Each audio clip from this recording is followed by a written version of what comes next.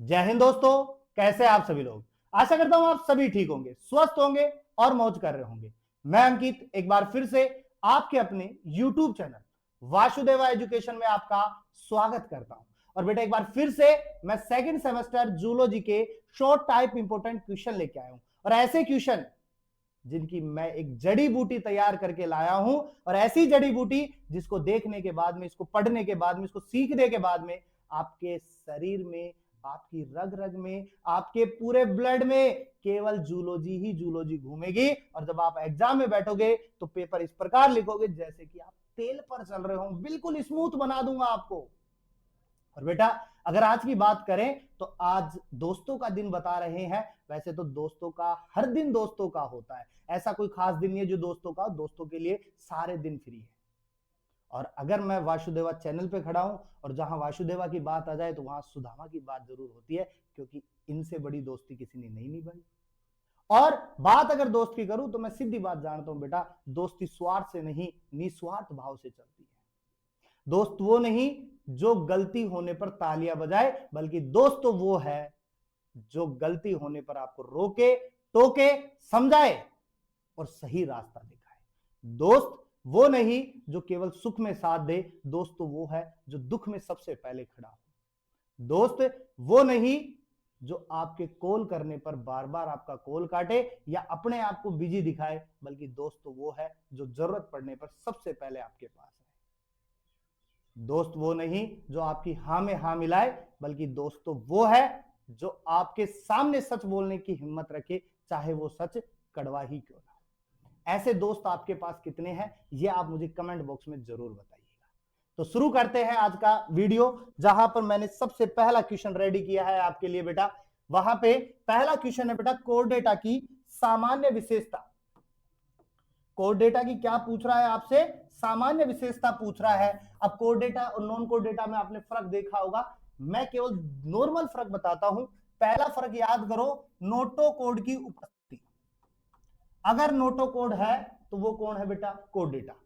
अगर इनमें गिल्स पाए जा रहे हैं, क्या पाए जा रहे हैं, गिल्स पाए जा रहे हैं, तो वो भी क्या है, कोड डेटा है। दो याद रखो, ज्यादा मत याद रखो, कंफ्यूज हो जाओ। दूसरी बात, हर्डमानिया व एम्फियोक्सिस की सामान्य विशेषता क्या है। तो देखो बेटा, मैंने कहा था कि ये दोनों एक तो प्रोटोकोडेट है।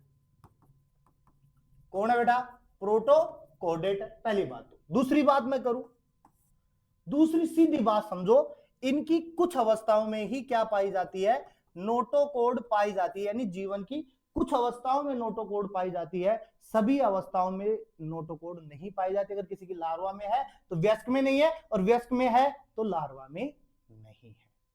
ठीक है। दूसरी बात, दोनों जलीय जीव है, दोनों जलीय जीव है, दोनों में बहुत सी चीजें ऐसी है कि वो एक समान दिखाई देती है।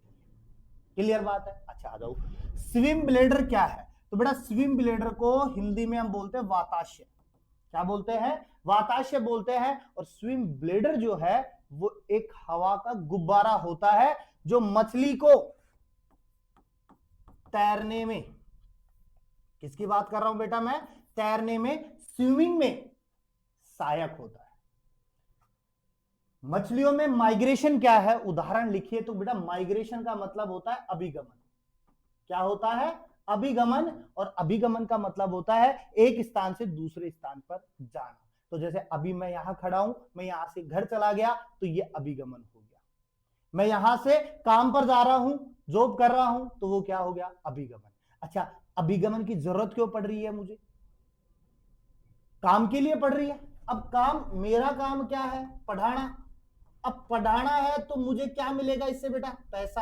अच्छा, इस पैसे से मैं क्या करूंगा, जरूरतें पूरी करूंगा। और मेरी जरूरतें क्या है, रोटी, कपड़ा और मकान, तीन ही तो जरूरत है।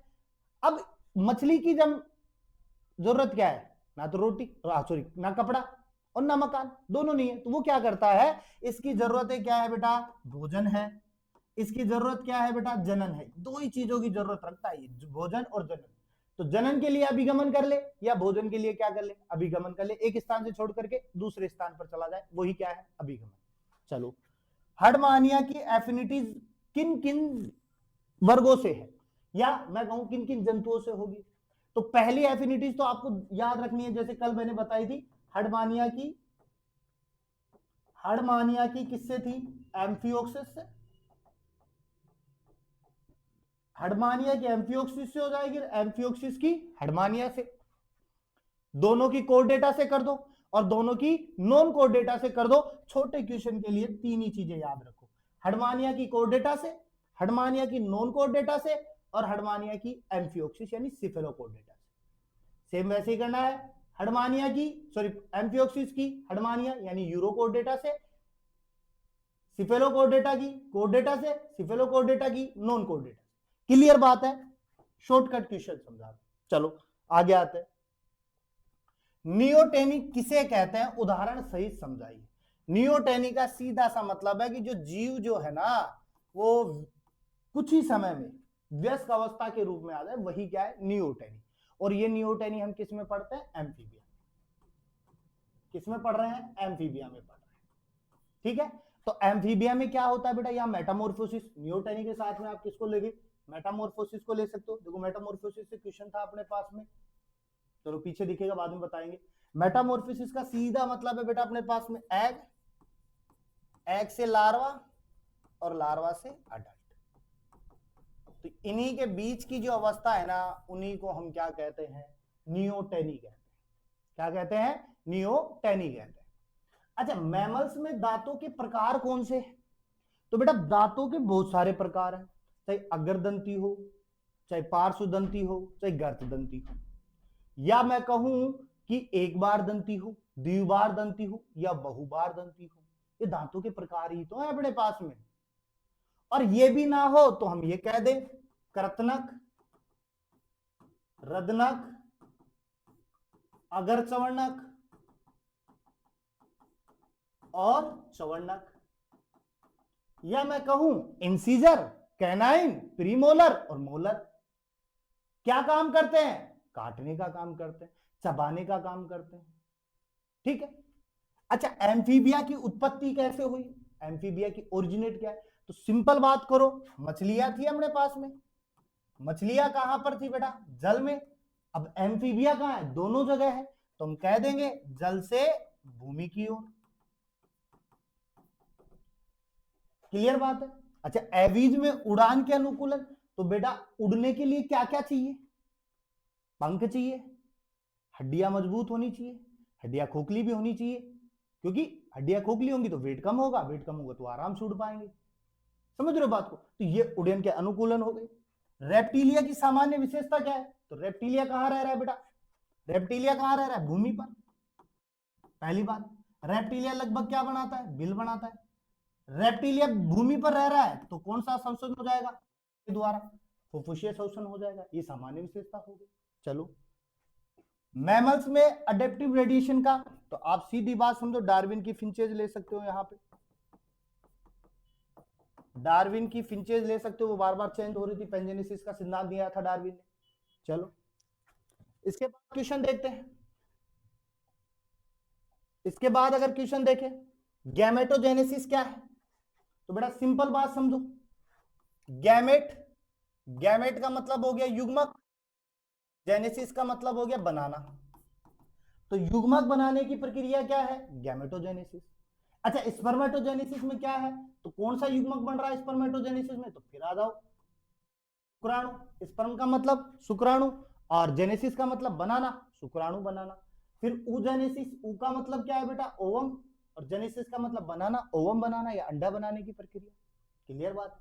अच्छा, पार्थेनोजेनेसिस क्या है? तो फिर से जेनेसिस जुड़ गया, फिर जेनेसिस का मतलब बनाना है, तो सीधी बात कहेंगे अंडाणु के अंदर बिना निषेचन की प्रक्रिया के क्या बन जाए? जीव का निर्माण हो जाए, वो क्या है? पार्थेनोजेनेसिस। अच्छा, मोरूला और ब्लास्टुला में अंतर बताइए। तो सीधी बात समझो, मोरूला कैसा है? ठोस है। मोरूला कैसा है? ठोस है। ब्लास्टुला कैसा है बेटा? खोखला है। हम कहते हैं ना कि फुटबॉल या गेंद के समान संरचना जो है वो तो मोरूला है, और उसके अंदर एक खोखली गुहा बन जाए, वो क्या है? ब्लास्टुला है। अच्छा, गैस्ट्रुलेशन क्या है? तो ब्लास्टुला के बाद में बनी जो अवस्था है वो क्या है? गैस्ट्रुला सा या गैस्ट्रुलेशन या गैस्ट्रुला भवन, या मैं कहूं कि सीधी बात समझो कि अगर बन रहे हैं एक्टोड्रम, एंडोड्रम और मीजोड्रम, तो वो क्या है? गैस्ट्रुलेशन। अच्छा, मोर्फोजेनेटिक मूवमेंट्स के प्रकार लिखिए तो दो याद रखो, एपीबोली और एम्बोली। एपीबोली और एम्बोली, ये हो गया एपीबोली और ये क्या हो गया बेटा, एम्बोली।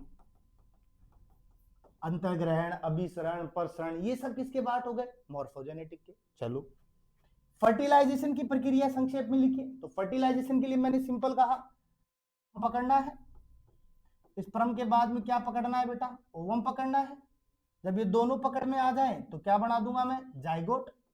और जब मैं जाइगोट बना दूंगा तो इसमें विदलन वगैरह कर दूंगा, करूंगा कि नहीं करूंगा, यही क्या है अपने पास में, फर्टिलाइजेशन। चलो नेक्स्ट पे आओ। चूजे में एक्स्ट्रा एम्ब्रोनिक मेम्ब्रेन आ रही है, कल भी बताए थे मैंने, कोरियोन है, एलेंटोइस है, योगसैक है और एमनियोन है।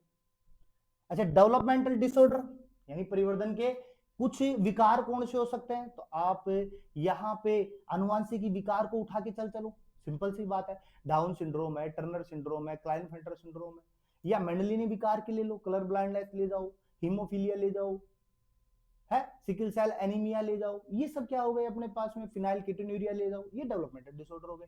या बच्चा जो है वो शुरुआती दौर में परिपक्व ना हो, ठीक है, जैसे जैसे बड़ा हो तो उसमें बच्चों वाली अवस्था हो, ये क्या हो गए, डेवलपमेंटल डिसऑर्डर हो गए। अच्छा, प्रेगनेंसी और पैचुरेशन क्या है, तो प्रेगनेंसी वो है जिसमें शिशु परिपक्व होता है, शिशु क्या होता है, परिपक्व होता है, ठीक है ना, यानी कि पहले जाइगोट बना, फिर विदलन बना, उसके बाद ब्लास्टुला, मोरुला, गैस्टुला, ये सारी अवस्था क्या है, प्रेगनेंसी के दौरान को हो जाएगा तो इसको बाहर निकाल लिया जाएगा शिशु को। तो शिशु को बाहर निकालने की प्रक्रिया क्या है बेटा, पैचुरेशन है। अच्छा, इसको छोड़ो, इम्प्लांटेशन किसे कहते हैं, तो सीधी सी बात है, जब विदलन वगैरह हो जाता है तो उसको रोकने के लिए कुछ तो चाहिए, प्लेसेंटा के लिए आधार तो चाहिए, वही क्या है अपने पास में, इम्प्लांटेशन या रोपण है। अच्छा, फ्रॉग में मेटामॉर्फोसिस किसे कहते हैं, तो मैंने अभी थोड़ी देर पहले बताया, एग होगा, एग के बाद में लार्वा होगा, लार्वा कौन सा होगा बेटा मेंढक में, टेडपोल, लार्वा के बाद में क्या होगा बेटा, अडल्ट होगा, ये मेटामॉर्फोसिस हो गई।